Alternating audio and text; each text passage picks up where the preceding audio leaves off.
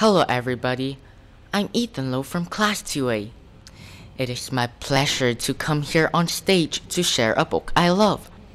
It is The Twits, written by the famous children's book author Roald Dahl. Before I start sharing the juicy bits of the book, let me tell you about the author. Roald Dahl is a British author. He has been regarded as one of the greatest children's book writers. His books have sold more than 200 million copies worldwide. His masterpieces included Charlie and the Chocolate Factory, the BFG, Fantastic Mr. Fox, etc. And they were also turned into movies. Roald Dahl's short stories are known for their unexpected endings and the darkly comic effect.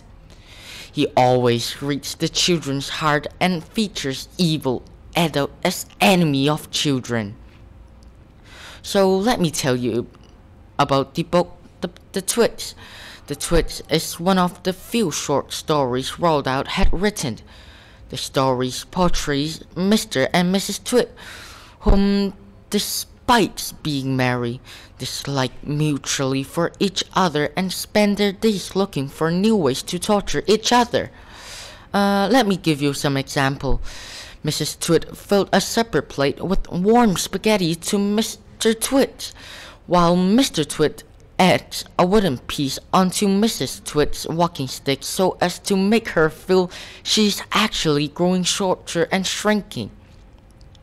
The torture does not only apply on the couple also pet four monkeys at home. Mr. and Mrs. Twit abuse the monkeys and make them stand on their hands upside down for hours each day until they are good to go to the circus to make money. And like many other works written by Roald Dahl, there is also always a fight back and a moral lesson in the story. The monkeys decided to start a revenge with the help of Roly Poly Bird, which happens to speak the same African language with the monkeys. The monkeys and the roly-poly bird turned the living room of the Twits upside down to pay back for all the tortures they made on the animals. The story may sound childish with animal talking and everyone trying to make a revenge, but the magic of Roald Dahl's work is that it is timeless and has no age limits.